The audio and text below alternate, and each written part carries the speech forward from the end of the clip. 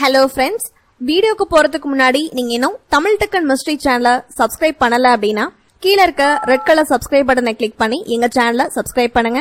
And பக்கத்துல இருக்க bell ஐகானை கிளிக் பண்ணுங்க அப்படின்னா எங்களோட நோட்டிபிகேஷன் உங்களுக்கு உடனுக்குடன் வரும். ஒவ்வொரு ஆண்டும் உலக மகளிர் தினம் மார்ச் மாதம் 8ஆம் தேதி கொண்டாடப்படுகின்றது. 1857 அன்று முதல் உலகெங்கும் மகளிர் தினம் கொண்டாடப்பட்டு வருகின்றது. ஆனால் இந்த மகளிர் தினம் வந்த வரலாற்றை சற்று பின்னோக்கி பார்ப்போம். வீட்டுக்குள்ளேயே முடங்கி கிடந்த பெண்கள் தற்போது வானில் பறந்து கொண்டிருக்கின்றார்கள் என்றால் அதற்கு வித்திட்ட பல்வேறு போராட்டங்களின் வெற்றியே இந்த மகளிர் தினமாகும். இந்த உலக மகளிர் தினம் கொண்டாடுவதற்கு காரணமான போராட்டத்திற்கான வெற்றிகள் அவ்வளவு எளிதில் கிட்டவில்லை.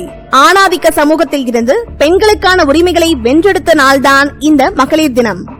1789ஆம் ஆண்டு ஜூன் 14ஆம் தேதி சுதந்திரத்துவம், சமத்துவம், பிரதிநிதித்துவம் என்ற கோரிக்கைகளை முன்வைத்து பிரெஞ்சு புரட்சியின் போது பாரிஸில் உள்ள பெண்கள் போர்க்கொடி உயர்த்தினார்கள். ஆணுக்கு நிகராக பெண்கள் இந்த சமுதாயத்தில் உரிமைகள் பெற வேண்டும் என்றும், வேலைக்கேற்ற ஊதியம், 8 மணி நேர வேலை, பெண்களுக்கு வாக்குரிமை, பெண்கள் பெண்ணடிமைகளாக நடத்தப்படுவதில் இருந்து விடுதலை வேண்டும் என்றும் பெண்கள் கிளர்ச்சியில் ஈடுபட்டார்கள். கையில் கிடைத்த ஆயுதங்களை எடுத்துக்கொண்டு பாரிஸ் நகர தெருக்களில் அணிதிரண்டார்கள். புயலாக கிளம்பிய அந்த பூவையரை துரும்பாக எண்ணிய அந்நாட்டு அரசன் இடியென முழங்கி இவர்களை என் அதிகாரம் கொண்டு அடக்குவேன் என்றும், ஆர்ப்பாட்டத்தில் ஈடுபட்டோரை கைது செய்வேன் எனவும் அறிவித்தான். ஆயிரக்கணக்கான பெண்கள் கூட்டம், அவர்களுக்கு ஆதரவாக ஆண்களும் ஆயிரக்கணக்கில் கலந்து கொள்ள உற்சாகம் கரைபுரள, கோஷங்கள் வானை பிளக்க, அரச மாளிகை நோக்கி ஊர்வலம் கொட்டும் மழையில் ஊர்ந்து சென்றது. அரச மாளிகை முன்பு ஆர்ப்பாட்டத்தில் ஈடுபட்ட அனைவரையும் கைது செய்வோம் என்று மிரட்டிய அரசனின் மெய்காப்பாளர் இருவரையும் திடீரென கூட்டத்தினர் பாய்ந்து தாக்கிக் கொன்றார்கள். இதை எதிர்பாராத அரசன் அதிர்ந்து போனான். கோரிக்கைகளை கண்டிப்பாக பரிசீலிப்பேன், உங்களுக்கு சாதகமாக அறிவிப்பேன் என்று ஆர்ப்பாட்டத்தில் உள்ளவர்களை சமாதானப்படுத்தினான். ஆனால் இது இயலாத போகவும் அரசன் லூயிஸ் பிலிப் முடி துறந்தான். இந்த செய்தி ஐரோப்பிய நாடுகளில் வேகமாக பரவிட அங்கும் பெண்கள் போராட்டங்களில் ஈடுபட்டார்கள். இதனைத் தொடர்ந்து கிரீஸில் உள்ள லிசிஸ்ட்ரா தலைமையில் ஜெர்மனி, ஆஸ்திரியா, டென்மார்க் நாடுகளைச் சேர்ந்த பெண் பிரதிநிதிகள் கலந்து கொண்டு தொடர் போராட்டங்களில் ஈடுபட ஆளும் வர்க்கம் அசைந்து கொடுக்க தொடங்கியது.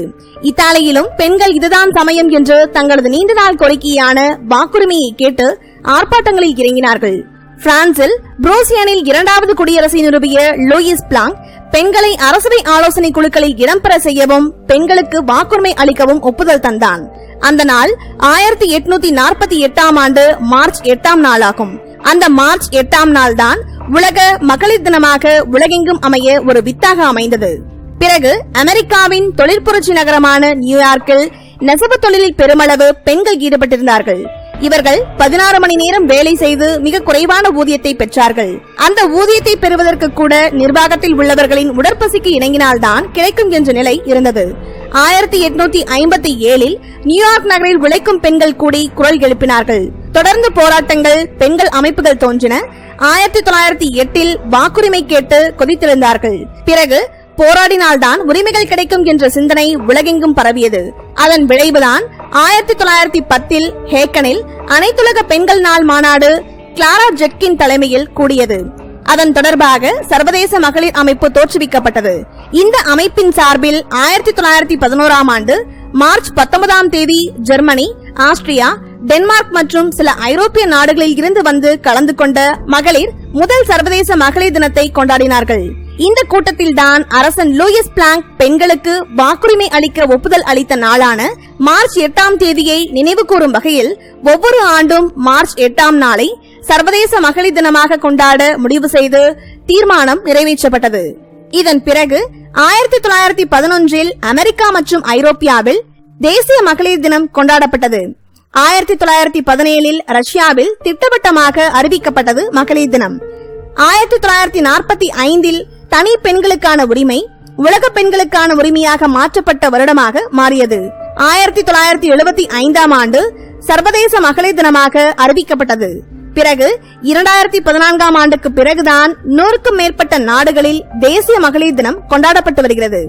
இதுவே சர்வதேச மகளிர் தினம் உருவான வரலாறாகும். பெண்கள் அனைவருக்கும் என்னுடைய மகளிர் தின நல்வாழ்த்துக்கள்.